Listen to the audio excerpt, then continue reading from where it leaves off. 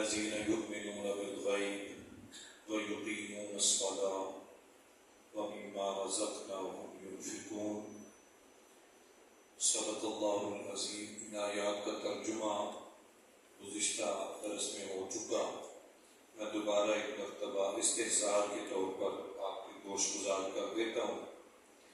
الف لام میم حروف مقطعات میں سے ہے. ذالک الکتاب لا ریب فیہ، یہ وہ کتاب ہے جس میں کوئی شک نہیں. ہدی للمتقین، متقی لوگوں کے لیے ہدایت ہے. الذین یؤمنون بالغیب، وہ لوگ جو ایمان لاتے ہیں بن دیکھے. ویقیمون الصلاۃ، اور نماز قائم کرتے ہیں. ومما رزقناہم ینفقون، اور جو ہم نے ان کو دیا ہے اس میں سے خرچ کرتے ہیں.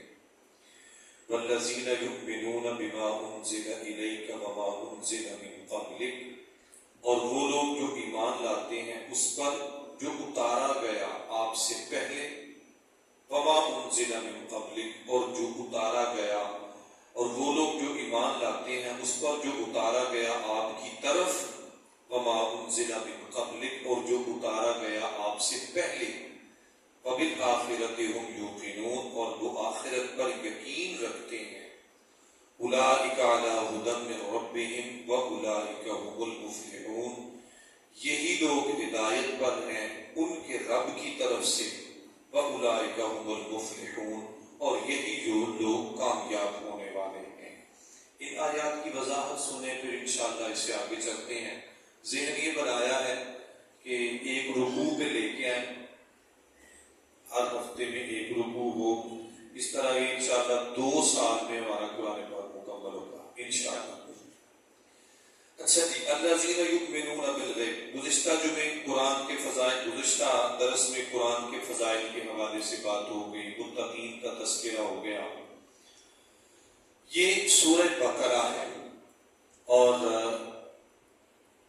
تقریباً سبھی دوستوں کو اس بات کا پتہ ہے کہ قرآن مجید کی 114 صورتیں ہیں. دوسری سورہ مبارکہ کا نام سورہ بقرہ ہے.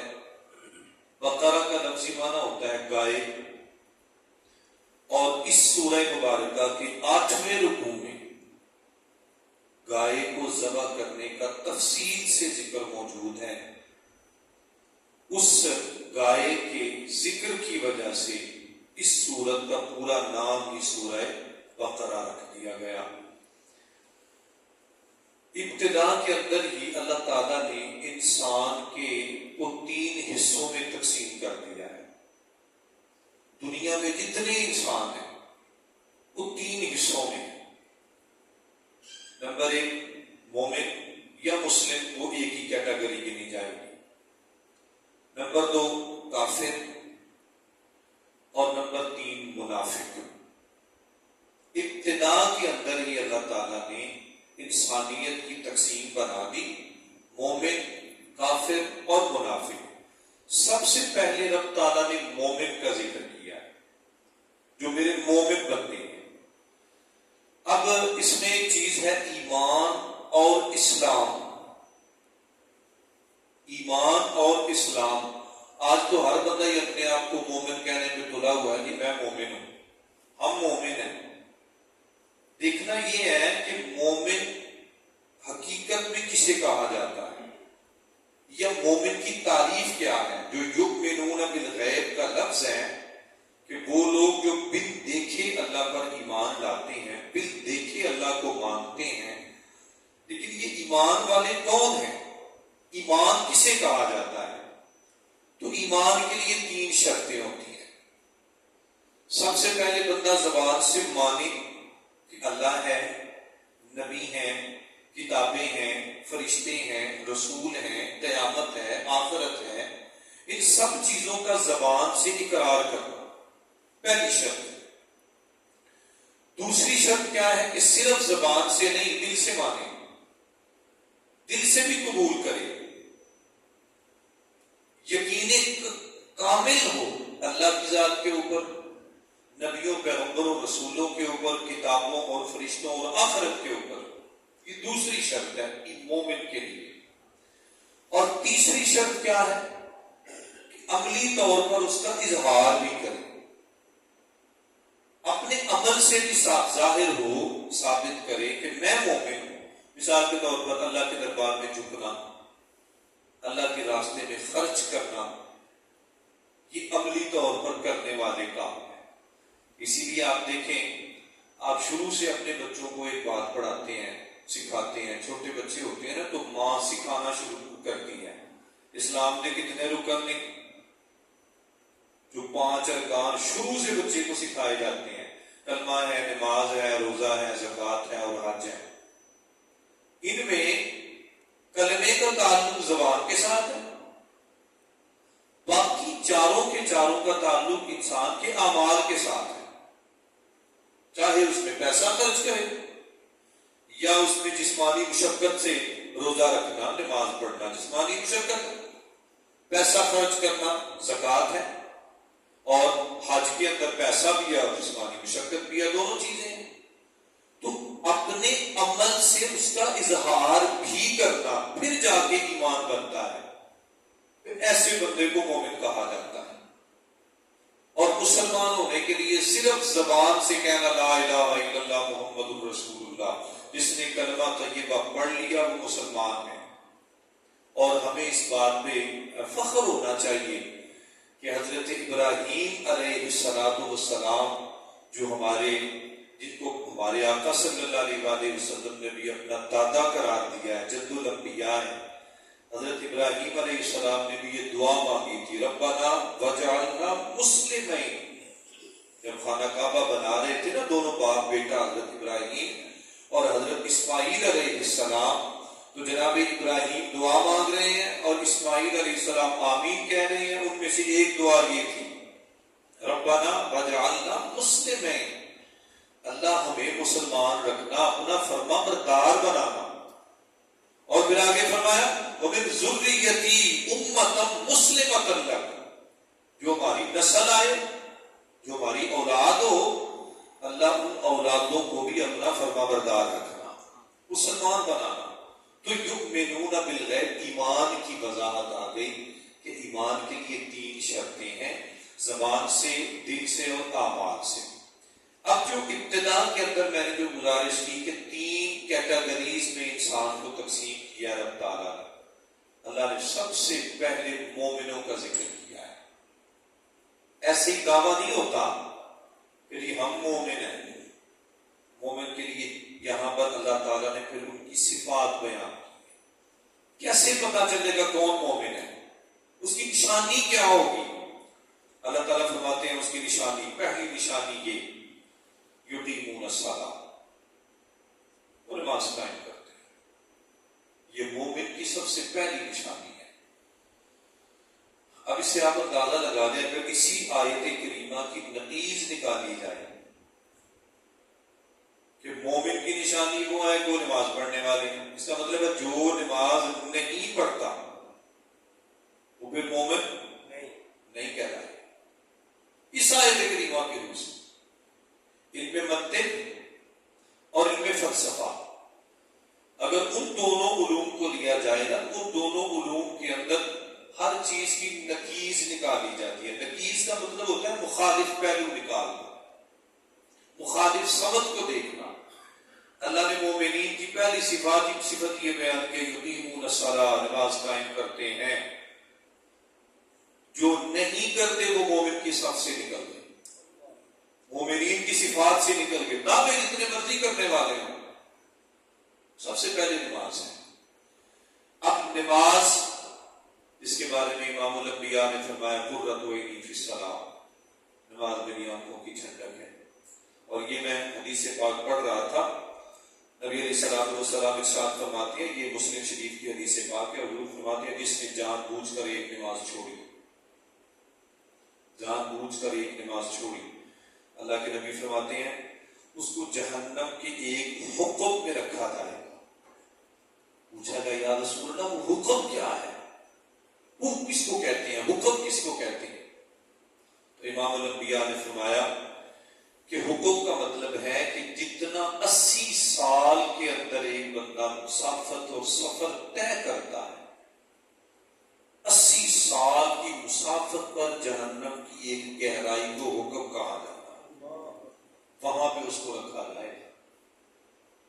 پھر حضرت سیدنا انس رضی اللہ تعالیٰ عنہ حدیث پاک کے راوی ہیں، عرض کرتے ہیں اے آقا صلی اللہ علیہ وسلم، وہ 80 سال کا جو دورانیہ ہے کیا وہ یہی ہوگا جو ہمارا دنیا کا دورانیہ ہے؟ کہ دنیا کے جو سال اور ماہ اور مہینے اور یہ دن ہیں؟ اللہ کے رسول علیہ السلام نے ارشاد فرمایا کہ 80 سال کا دورانیہ اور ایک دن 360 کا ہوگا، 360 سال کا ہوگا، ایک دن 360 سال کا ہوگا۔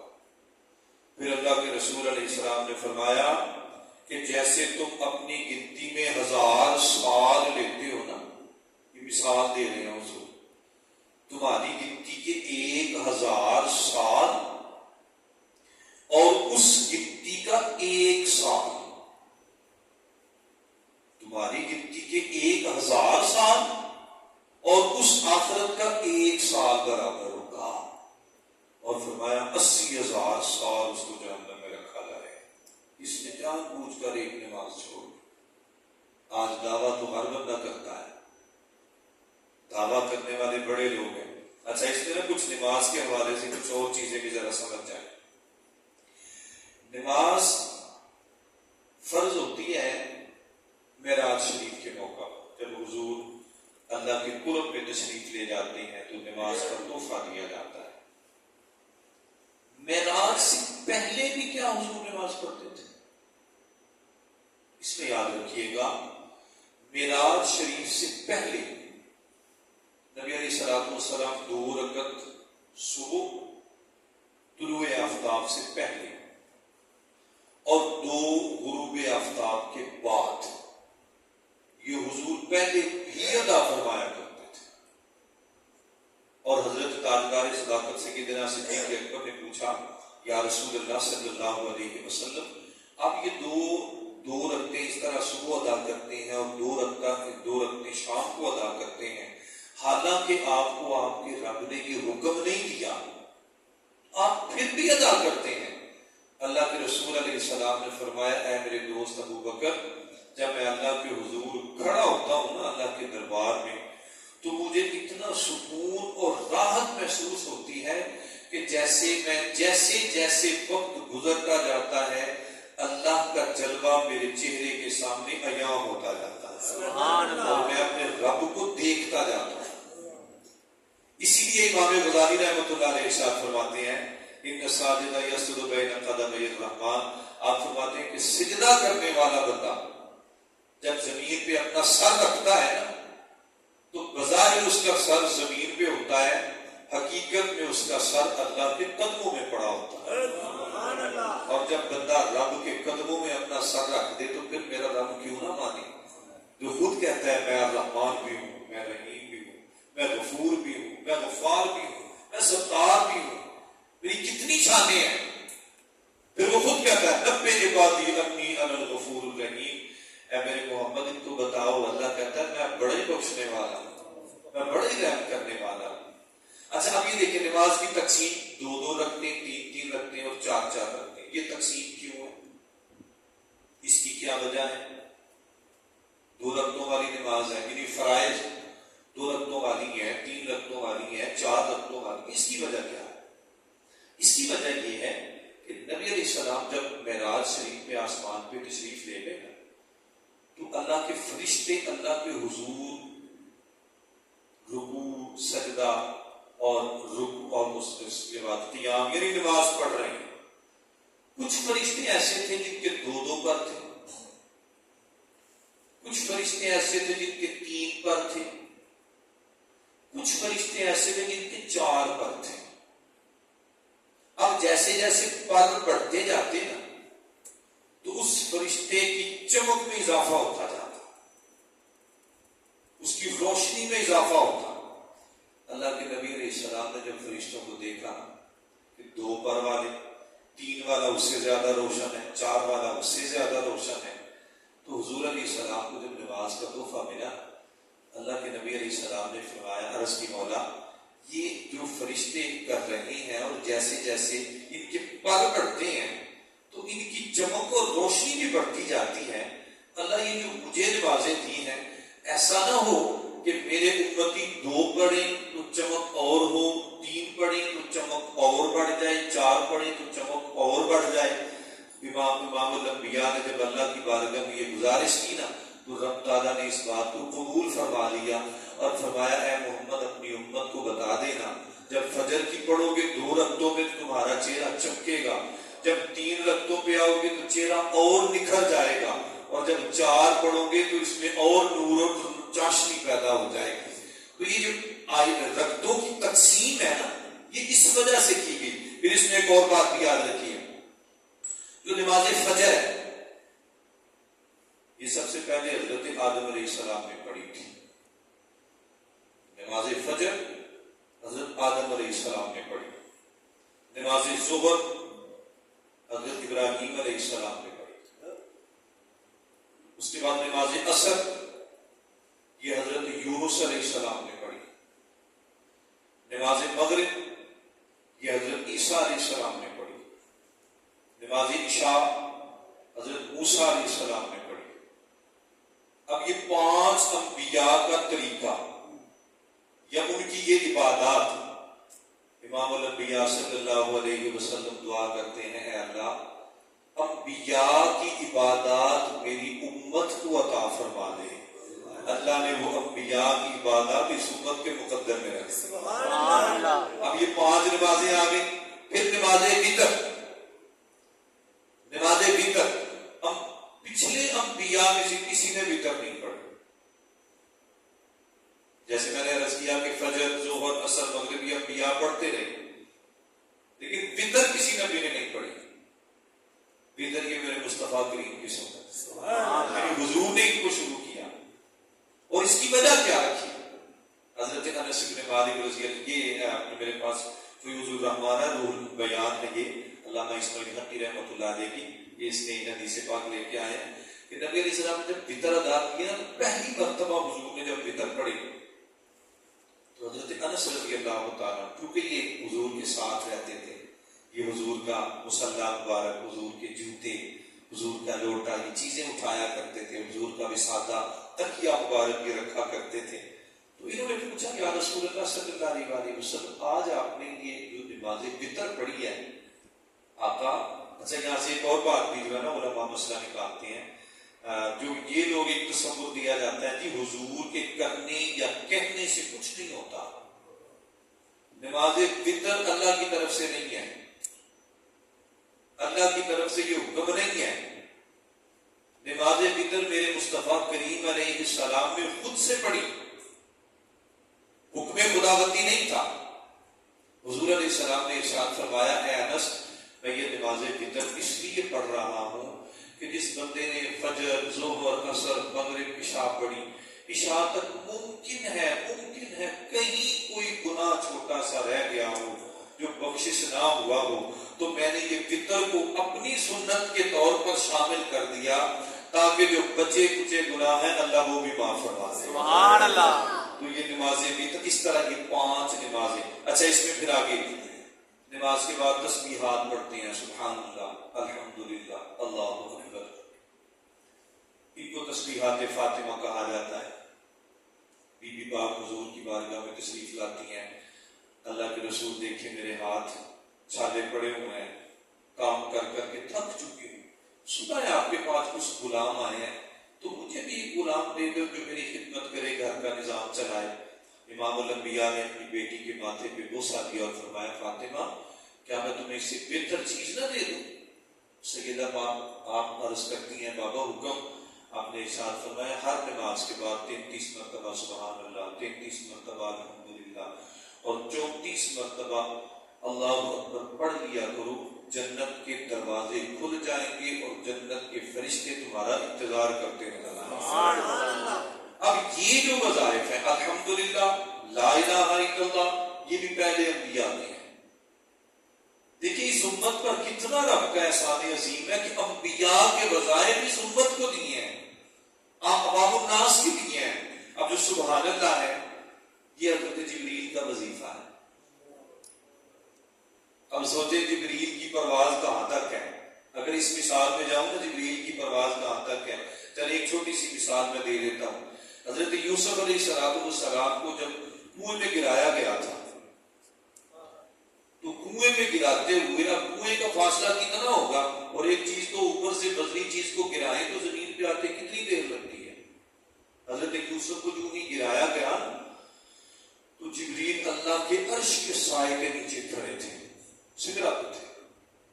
اللہ تعالیٰ نے فوراً حکم دیا جبریل سدرا چھوڑ, میرے یوسف کو کنویں میں گرایا گیا ہے, زمین پہ نہ گرے. میرا یوسف زمین پر گرنے سے پہلے پہنچ اور نوری پر بچھا کے میرے یوسف کو اپنے پروں میں لے گئے. سبحان اللہ. اب دیکھیں یہ حضرت جبریل کی پرواز کا عالم ہے. تو جبریل کا وظیفہ کیا ہے؟ سبحان اللہ. اگر یہ بندہ پڑھنا شروع کر دے, فرشتے سے بہتر ہے انسان ہونا, مگر اس میں محنت کچھ لگتی ہے زیادہ. فرشتہ بہتر نہیں ہے, فرشتہ انسان سے بہتر نہیں ہے. فرشتے کو اللہ نے اپنا نائب نہیں بنایا, نائب اللہ نے انسان کو بنایا. اور حضرت موسیٰ علیہ السلام نے پوچھا تھا مولا تو کہاں رہتا ہے؟ اللہ نے فرمایا یہ ساری کائنات میرے لیے چھوٹی ہے. اللہ کوئی تو ٹھکانا ہوگا جہاں تو رہتا ہے. فرمایا میں اپنے بندے کے دل میں رہتا ہوں. فرشتے کے بارے میں نہیں کہا کہ میں فرشتے کے دل میں رہتا ہوں, لیکن بندے کے بارے میں کہا کہ میں بندے کے دل میں رہتا ہوں. اگر یہ بندہ سبحان اللہ پڑھنا شروع کر دے تو پھر یہ بندہ کس عروج کو پہنچے گا. پھر آگے لا الہ الا اللہ, یہ حضرت ابراہیم کا وظیفہ ہے. لا الہ الا اللہ یہ حضرت ابراہیم کا وظیفہ ہے. اور لا حول ولا قوت الا باللہ یہ میرے مصطفیٰ کا وظیفہ ہے. یہ بھی حضرت انس نے پوچھا یا رسول اللہ صلی اللہ علیہ وسلم آپ یہ کیوں کثرت سے پڑھتے ہیں؟ اللہ کے رسول نے فرمایا اپنی امت کو تعلیم دیتا ہوں کہ میرے تو قریب شیطان آ ہی نہیں سکتا, پھٹک ہی نہیں سکتا, اس کی جرت ہی نہیں ہے کہ محمد مصطفیٰ کے قریب آئے. لیکن میں اپنی امت کو تعلیم دیتا ہوں کہ یہ پڑھا کرو شیطان کے حملوں سے محفوظ ہو جاؤ. تو یقیمون الصلاۃ پہلی نشانی نماز قائم کرتے ہیں. دوسری نشانی کیا ہے؟ اچھا اس میں نا ایک اور بات جو کہتے ہیں کہ نماز قائم کرنے کا حکم ہے, پڑھنے کا حکم نہیں ہے. نماز قائم کرنے کا حکم ہے, پڑھنے کا حکم نہیں ہے. اس عقل کے اندر کو یہ نہیں پتا کہ قائم کا لفظی معنی ہوتا ہے سیدھا کھڑا ہونا. نماز تو ابتدائی سیدھے کھڑے ہونے سے ہوتی ہے, سیدھا کھڑا نہیں ہوگا میری نماز ہی نہیں ہے. قیام ہوتا ہی اس وقت ہے جب تو سیدھا کھڑا ہوتا ہے. یہ دل کی نماز ہے, اور یہ سب بکواس اور یہ ڈھونگ ہے سارے. اللہ تعالیٰ ایسے لوگوں سے ہمیں محفوظ فرمائے, اور ایسے 2 نمبر پیروں سے اور 2 نمبر جاہل گناہوں سے ہمیں اللہ تعالیٰ بچا کے رکھے, ہمارے دین کی حفاظت فرمائے. فرمایا دوسری نشانی مومنین کی مما رزقناہم ینفقون, جو مال ہم نے ان کو دیا ہے اسے اللہ کے راستے میں خرچ کرتے ہیں. پیسہ خرچ کرنا بڑا مشکل لگتا ہے, بڑا مشکل لگتا ہے, لیکن یہ ایک چھوٹی سی روایت سنتے جائیں گا. حضرت حزقیل علیہ السلام اللہ کے نبی گزرے, ان کے دور میں میاں بیوی تھے, ایک جوڑا تھا. فقر کے دن تھے, فقر و فاقہ تھا, کبھی کھا لیا کبھی نہ کھایا. یہ دونوں نا حضرت حزقیل کے پاس آ گئے, دونوں میاں بیوی. کہنے لگے آپ اللہ کے نبی ہیں, ہمارے لیے کوئی دعا کریں گے, فقر و فاقہ کے دن ختم ہو, کچھ بہتری ہو جائے. حضرت حزقیل نے کہا چلے میں اللہ تعالیٰ سے پوچھوں گا, جیسے حکم ہوگا ویسے بتا دوں گا. اب حضرت حزقیل علیہ السلام اللہ کی بارگاہ میں حاضر ہوئے, یا اللہ اس طرح وہ آئے تھے تو کیا کرنا ہے؟ حکم آیا کہ اے حزقیل پیغمبر ان کو بتاؤ کہ تمہاری زندگی آدھی زندگی غربت میں گزرے اور آدھی زندگی میں پیسے کی ریٹ پیل ہوگی, آدھی یسرت ہوگی آدھی یسرت ہوگی. اب بتاؤ پہلے کون سی زندگی چاہتے ہو, تنگی والی کی آسانی والی؟ تمہیں اختیار دے دو. اب حضرت حزقیل آئے, بتا دیا, دونوں میاں بیوی بیٹھ گئے مشورہ کرنے کہ کیا کریں, پہلے کون سی زندگی رکھے, تنگی والی یا آسانی والی؟ بیوی کہنے لگے تمہاری کیا مرضی؟ کہتا میری مرضی تو یہ ہے کہ پہلے تنگی کٹ لینے, آخری بڑھاپا ویلا ہے, چلو 4 پیسے ہوں گے تو چنگا ویلا گزر جائے گا, گے جیسے ہم لوگ سوچتے ہیں. بیوی کہنے لگی پر یار کبھی میری مان ہو تو اچھی بات ہے، تو کیا کریں پہلے پیسہ لیتے ہیں، وہ آخر بڑھاپا ہوگا تو اس کا بندوبست ہو جائے گا. ٹھیک ہے، فیصلہ ہو گیا جی. حضرت اسکیل کو بتا دیا جی پہلے پیسہ چاہیے، پہلے آسانی والی زندگی چاہیے، پیسے کی ریل پہ ہو گئی. اب بیوی کہنے لگی کہ بھلیا کھانیاں تو 2 روٹیاں،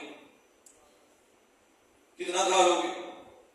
تو اس طرح کیا کرو، اپنے لیے روٹی خریدو تو کسی غریب کے لیے بھی خرید لو، اپنے لیے کپڑا خریدو کسی ماڑی کے لیے خرید لو، اپنے لیے جوتا خریدو کسی ماڑی کے لیے خرید لو.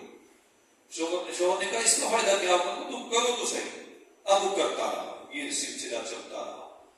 جب آدھی زندگی گزر گئی نا تو وہ پیسہ خرچ کر رہے تھے اللہ اور دے رہا ہے، وہ ایک سرکل بن گیا.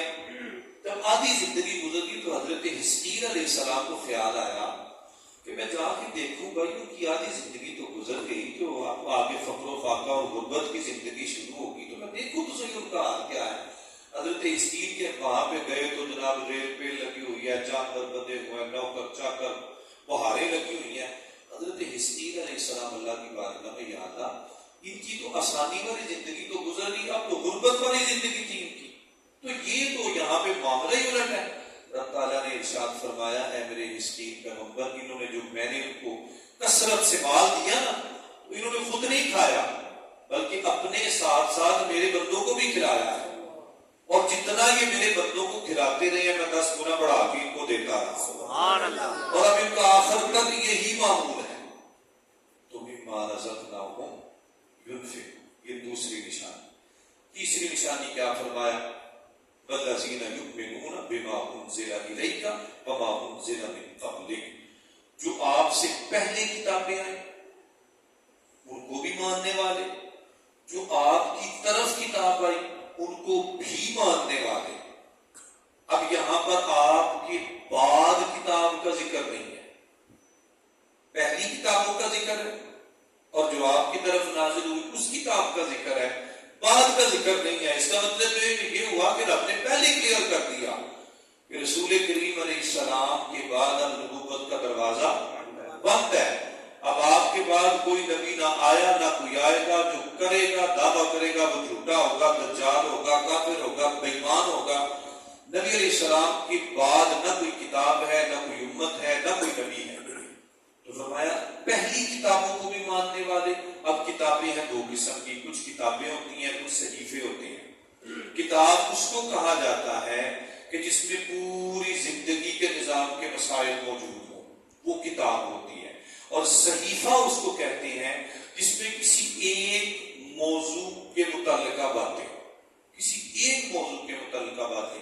انبیاء کو صحیفے ملے جن کی تعداد 317 بھی آتی ہے، 329 بھی آتی ہے کتابوں میں، 313 بھی بعض کتابوں میں ملتا ہے، اور 4 بڑی کتابیں. فرمایا ان کتابوں کو ماننے والے اور آپ کی کتاب کو ماننے والے.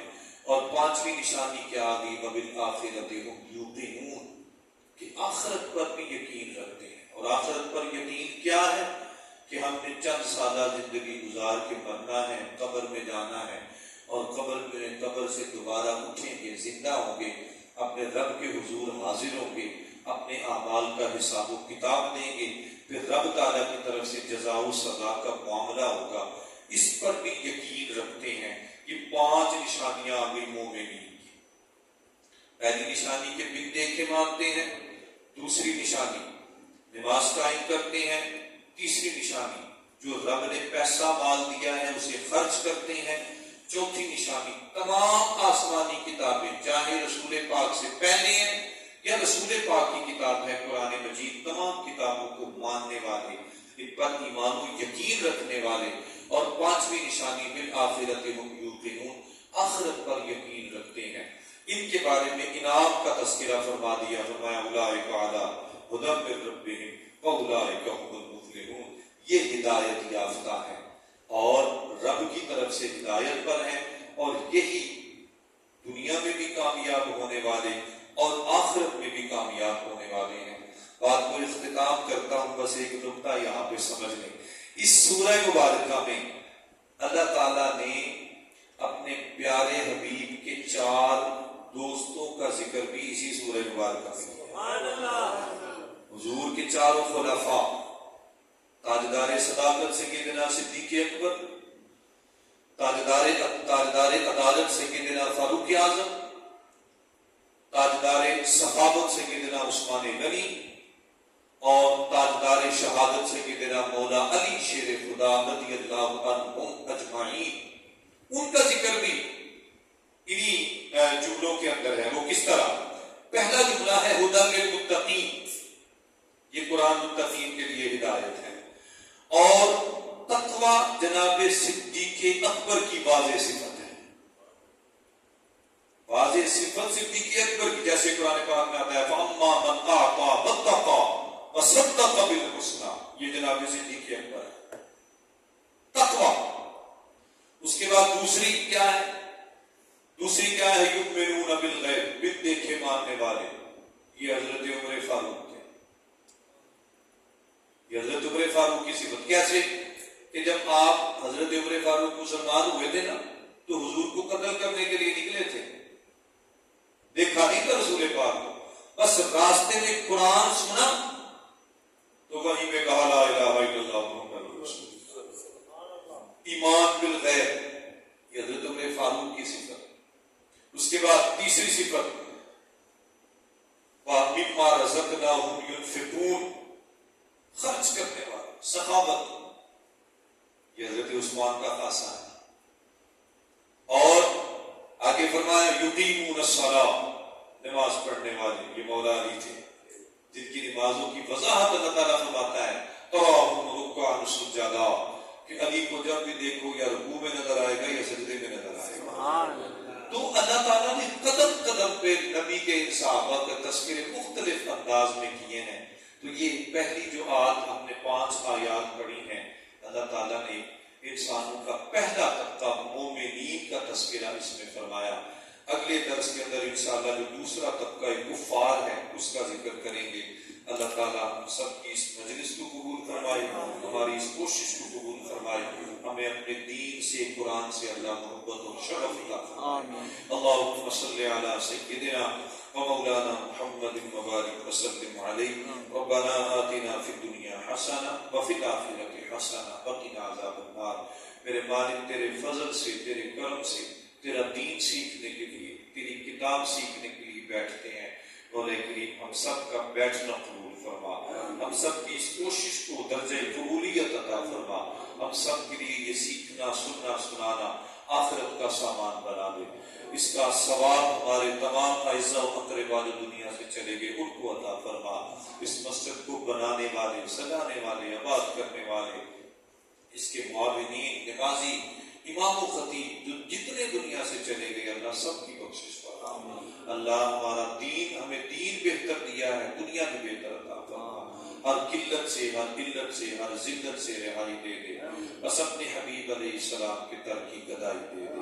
ربنا تقبل منا انک انت السمیع العلیم وتب علینا یا مولانا انک انت التواب الرحیم۔ صلی اللہ علی حبیبہ سیدنا مولانا محمد وعلی آلہ واصحابہ اجمعین۔